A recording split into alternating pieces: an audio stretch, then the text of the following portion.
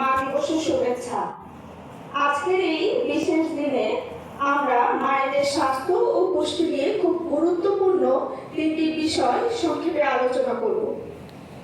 প্রথমে আমরা স্লাইডে দেখতে পাচ্ছি গর্ভবতী মায়ের সঠিক খাদ্য তালিকা। একজন গর্ভবতী নারীর অনেক পরিবর্তন আসে প্রেগন্যান্সি সময়।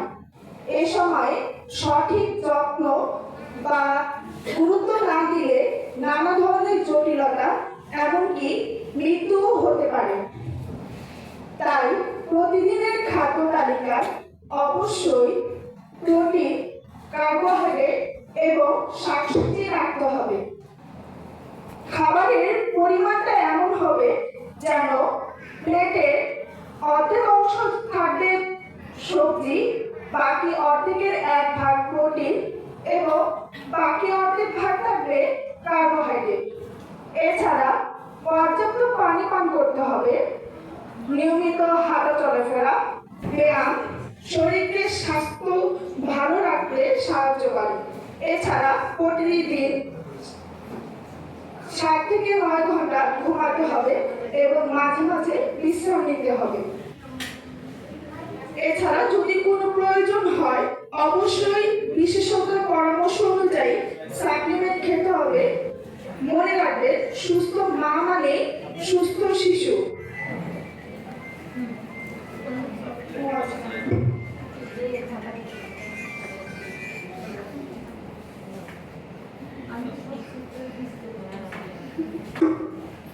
আচ্ছা, দ্বিতীয় যে বিষয়টি নিয়ে আলোচনা করব, এনিমিয়া রোগের প্রতিরোধে করণীয়।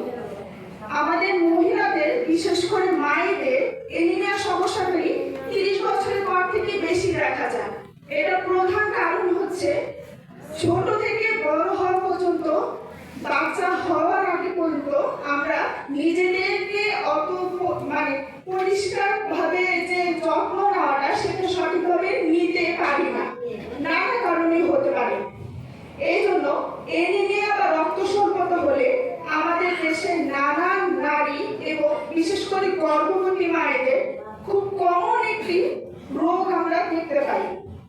এই জন্য প্রতিদিনের খাবারে অবশ্যই আয়রনযুক্ত খাবার রাখতে হবে। এখন আয়রন আমরা কোথায় পাই? আমাদের হাতের কাছে ডিম আছে, গরুর মাসে কলিজা আছে, ডাল আছে, পালং শাক আছে, লাল শাক আছে, বিটরুট আছে। এগুলো আমাদের খুব অ্যাভেলেবেল।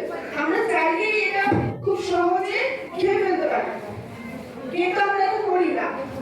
এটাকে অবহেলা করি এবং পরবর্তীতে এটা খুব বড় আকারে ধারণ করে। এখন আরো একটি বিষয়, যখন আমরা শাক বা সবজি খাবো অবশ্যই 1 পিস লেবু খাবো। এতে কি হবে, দেহের ভিতরে যে শোষণ, আয়রনের যে শোষণ ক্ষমতাটা এটা খুব সুন্দরভাবে অ্যাবজর্ব হবে।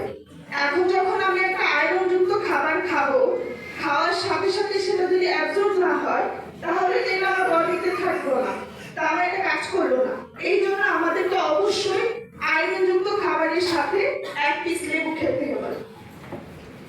এছাড়া মনে রাখবে ভিটামিন সি যুক্ত খাবার আয়রন শোষণে খুব ভালো সাহায্য করে। তবে মনে রাখবেন অনেকেই অভ্যাস আছে যে খাবারের পরপরই আমরা চা বা কফি কিছু খেয়ে থাকি। এটা করা যাবে না। এতে করে আয়রনের শোষণ ক্ষমতা অনেকটা লোয়ারে চলে যায়, শোষণ হয় না। এতে কি হয়, আয়রনের ঘাটতি দেখা দিতে পারে।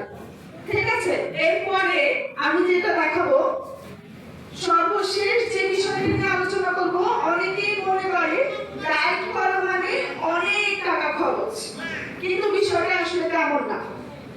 আপনি চাইলে যে কোনো সময় যে কোনো ভাবে ডায়েট করতে পারেন।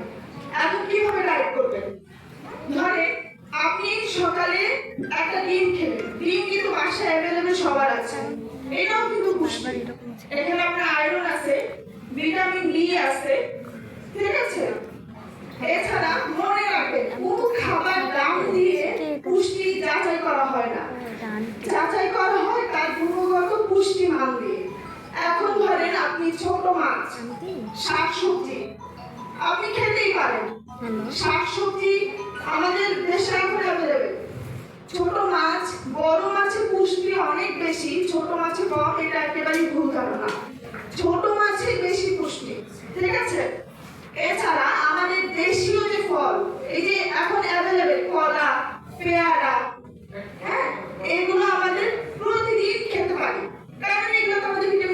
আছেন, আপনার ভিটামিন সি বডিতে সবসময় জমা থাকে না। এটা প্রতিদিন খেতে হয়, প্রতিদিন খাবেন, প্রতিদিন অ্যাবজর্ব হবে, প্রতিদিন বের হয়ে যাবে।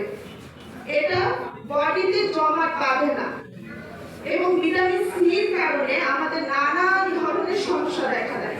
এই জন্য প্রতিদিনের খাবারে অবশ্যই ভিটামিন সি যুক্ত খাবার রাখতে হবে এবং একজন সুস্থ মানুষ একটা সুস্থ পরিবার দিতে পারে। এই জন্য আমি সবাইকে আশা করব আমার বক্তব্যটি খুব সুন্দর মতো বুঝতে পেরেছেন এবং খুব সুন্দরভাবে তা মেনে চলার চেষ্টা করবেন। ধন্যবাদ।